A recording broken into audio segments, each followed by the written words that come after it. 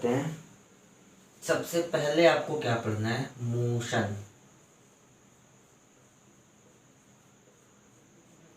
आपको सबसे पहला चैप्टर आपका फिजिक्स का है मोशन। मोशन को हिंदी में कहते हैं गति। गति क्या चीज होती है पहले इसको समझो। आपको मोशन गति से समझ में आ रहा होगा, जो चीजें चलती हैं उसे गति कहते हैं, लेकिन नहीं, थोड़ा सा अंतर होता है। आप जैसा सपोज कर लो, आप ये आपका सन है, सारे बच्चे जानते हो कि ये आपकी सूरज है और इसके चारों तरफ अर्थ क्या करती है? इसके चारों तरफ अर्थ चक्कर लगाती है।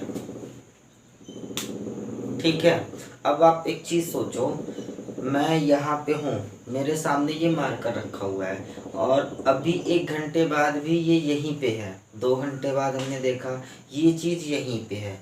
3 घंटे बाद देखा यहीं पे है। तो मैं क्या बोलूँगा? ये मार्कर रेस्ट की पोजीशन में है, रुका हुआ है। लेकिन ये आपकी अर्थ तो नहीं रुकी है ना, ये तो आगे बढ़ रही है।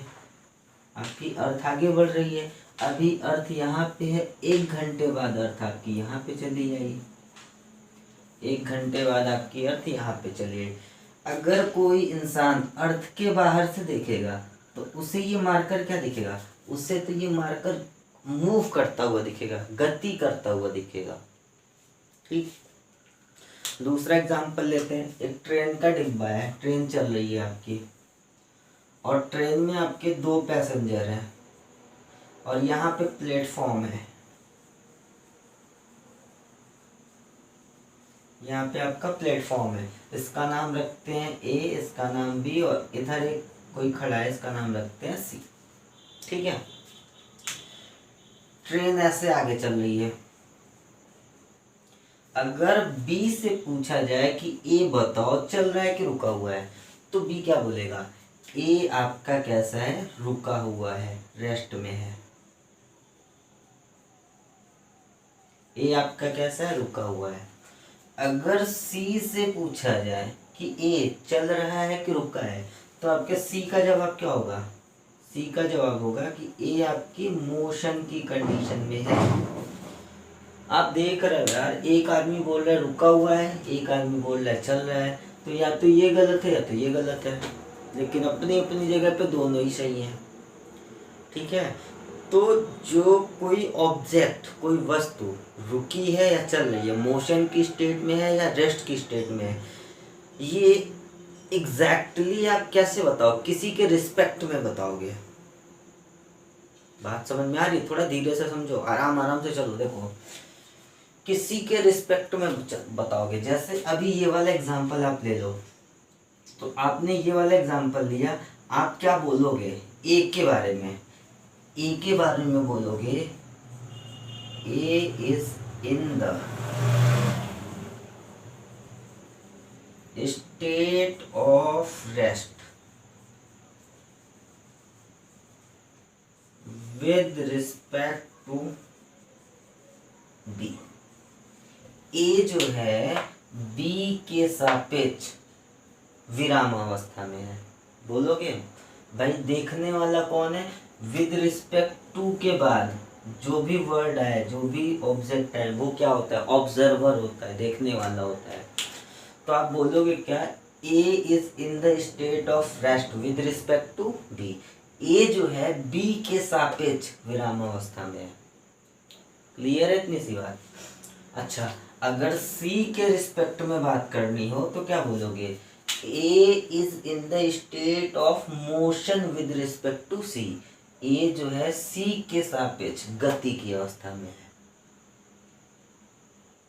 ठीक है, अब ये देखो, एक चीज यहां से समझो कि ये जो बी है और ए है, इनके लिए ट्रेन का डिब्बा क्या है?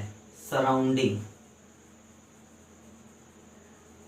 सराउंडिंग मतलब आपके चारों तरफ का वातावरण। ठीक है, सराउंडिंग मतलब क्या? चारों तरफ का वातावरण।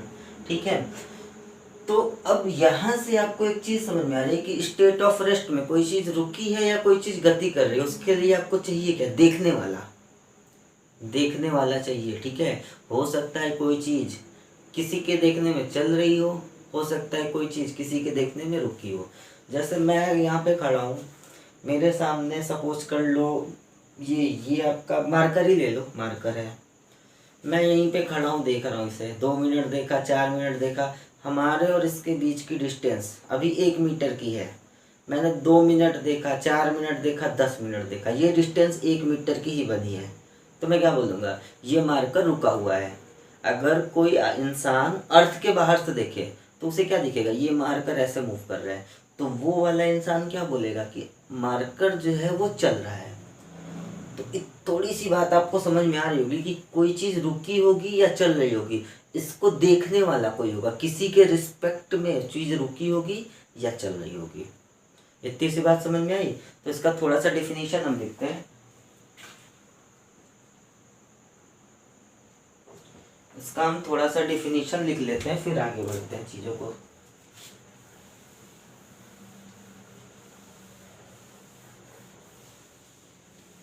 डेफिनेशन क्या बनता है, देखो पहला आप लिखो रेस्ट। रेस्ट मतलब क्या, विरामावस्था। विराम की अवस्था, विराम की अवस्था मतलब रुका होना। तो इसकी डिफिनीशन क्या बनेगी, मैं लिख देता हूं फिर आपको समझाता हूं।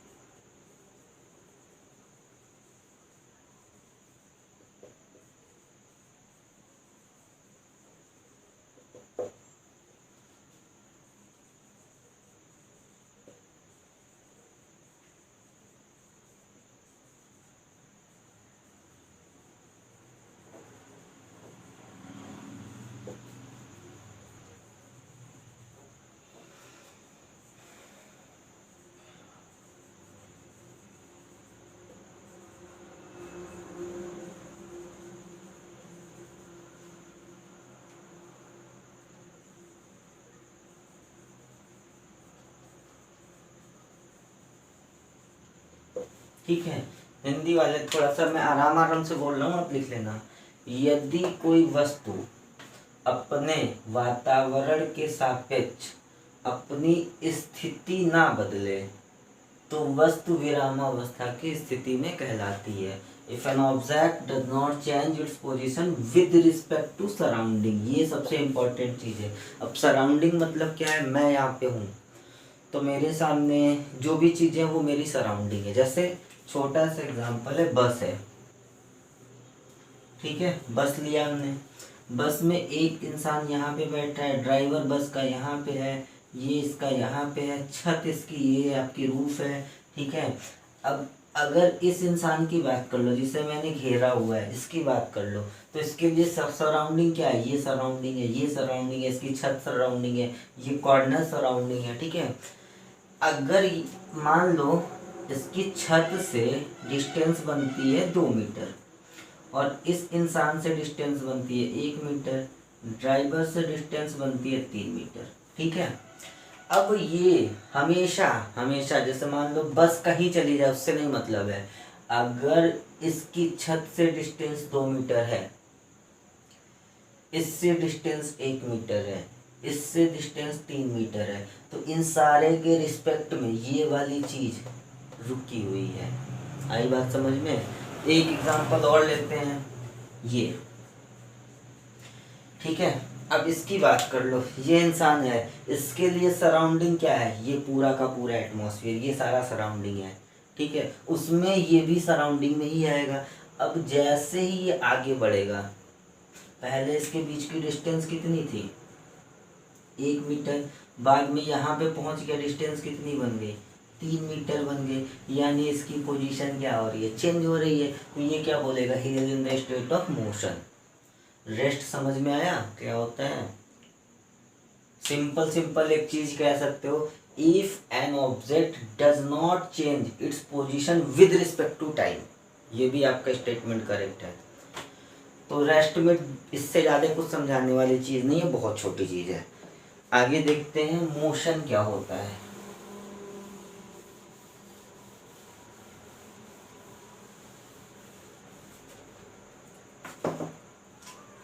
आगे अब देखो मोशन, इसका मतलब होता है गति। जस्ट इसका उल्टा बना, if an object changes its position with respect to surrounding then its condition is known as state of motion. यदि कोई वस्तु अपने वातावरण के सापेक्ष स्थिति बदलती है तो उसकी स्थिति कौन सी स्थिति कहलाती है? गति की स्थिति, गति की अवस्था। ठीक है, एग्जाम्पल लेते हैं छोटा सा।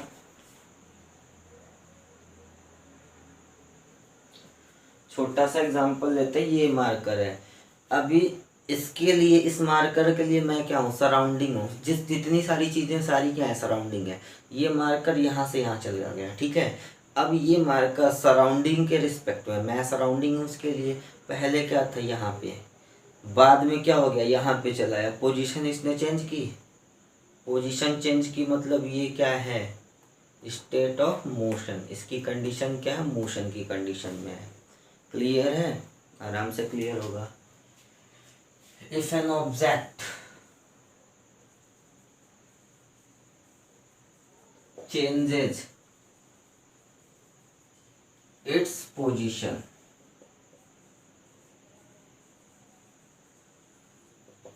WIT लिख रहा है, इसका मतलब with respect to surrounding, then its condition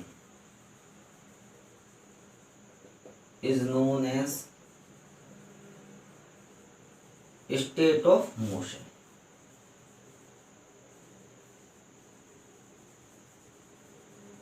यदि कोई वस्तु वातावरण के सापेक्ष अपनी स्थिति बदल रहा है तो उसकी स्थिति कौन सी स्थिति है? गति की स्थिति या गति की अवस्था। तो इतनी सारी बात आपको अच्छे से क्लियर हो गई होगी। नहीं क्लियर होगी तो आप एक बार दो बार देखो, क्लियर हो जाएगी। इतना नोट करो, फिर आगे बढ़ते हैं।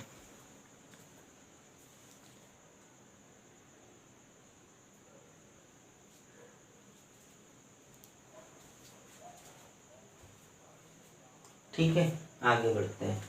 अच्छा, स्टेट ऑफ रेस्ट समझ लिया, स्टेट ऑफ मोशन समझ लिया, ठीक है। अब आगे देखो टाइप्स ऑफ मोशन, गति के प्रकार।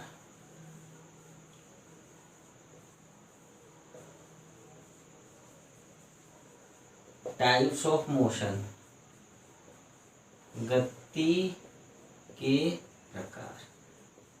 कितने प्रकार की गति हो सकती है? तो इसको अलग अलग कैटेगरी में डिवाइड किया जाता है। जैसे आप सपोज कर लो एग्जांपल, जैसे एक क्लास में मान लो 40 लोग हैं, एक आपकी क्लास में 40 लोग हैं, ठीक है। ये कितने तरह की होती है ये समझना है मैं, तो उसके लिए मैं बता रहा हूँ 40 लोग हैं। अब 40 में बहुत तरह के लोग होंगे, हो सकता होगा कोई दुबला होगा, कोई मोटा होगा, कोई कैसा भी होगा। तो बोल दिया जाए आपसे कि जो लोग मोटे हैं वो एक साइड हो जाएं, बाकी लोग एक साइड हो जाएं। तो इन 40 लड़कों को आपने दो भाग में डिवाइड किया।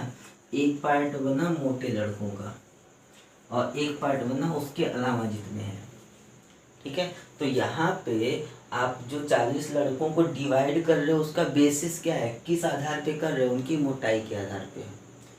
दूसरी चीज ये बोल दी जाए कि इन 40 लड़कों को आप डिवाइड करो, जो पढ़ने में सबसे तेज 10 लड़के उनको एक साइड करो, बाकी को एक साइड करो। तो यहाँ पे भी आप दो तरह से डिवाइड कर सकते हो। जो सबसे तेज पढ़ने में है उनको एक बना लिया, उनको एक बना लिया।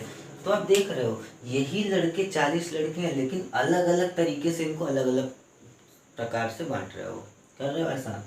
वैसे ही गति के प्रकार, गति कितने तरह की होती है तो इसको हम अलग अलग तरीके से अलग अलग भागों में बांटते हैं। तो पहला तरीका हमारा क्या हुआ? देखो, हम एक तरीका ये हमारा होता है कि हमने इसे किस दो भाग में बांटा। एक को बोला यूनिफॉर्म मोशन,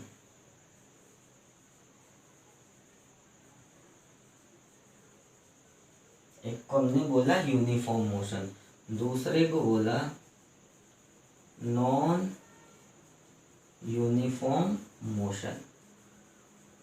यूनिफॉर्म मोशन को बोलते हैं एक समान गति,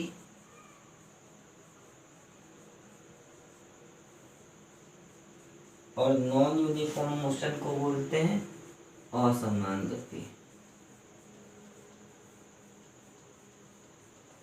अब ये दोनों चीजें क्या होती हैं, थोड़ा इसको समझते हैं।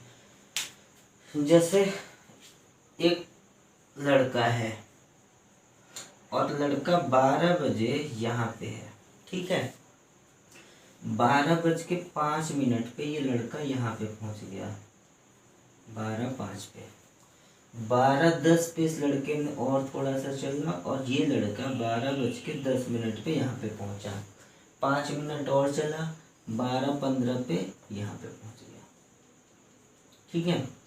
मान लो शुरू के 5 मिनट में इसने 10 मीटर दूरी चली। शुरू के 5 मिनट में कितना चला, 10 मीटर। अगले 5 मिनट में कितना चला, 10 मीटर। उसके अगले 5 मिनट में कितना चला, 10 मीटर। अगले 5 मिनट में कितना चला, 10 मीटर। तो इस टाइप का मोशन जो होता है वो बोला जाता है यूनिफॉर्म मोशन, एक समान गति। मतलब क्या बना, थोड़ा सोच के देखो। If an object travels same distance in same time interval, if an object travels same distance in same time interval, ठीक है। यदि कोई वस्तु समान समयांतराल में समान दूरी तय करे तो वो कौन सी मोशन होगी, आपकी यूनिफॉर्म मोशन, एक समान गति। देख लो आप, यहाँ पे डिफरेंस कितने का है, 5 मिनट का। यहाँ डिफरेंस कितने का है, 5 मिनट। यहाँ पे डिफरेंस कितने का है, 5 मिनट। तो हर 5 मिनट के डिफरेंस पे कितना चल रहा है, 10 मीटर। तो इस टाइप का मोशन कैसा हो गया आपका, यूनिफॉर्म मोशन। अगर समान सेम टाइम इंटरवल में डिफरेंट डिस्टेंस चले तो वो मोशन आपका कैसा बना, नॉन यूनिफॉर्म। जैसे पहले 5 मिनट में 10 मीटर चला, दूसरे 5 मिनट में 20 मीटर चल गया, तीसरे 5 मिनट में 2 मीटर चला, तो इस टाइप का मोशन कैसा होता है, नॉन यूनिफॉर्म मोशन। आपको लिखना है तो लिख लो।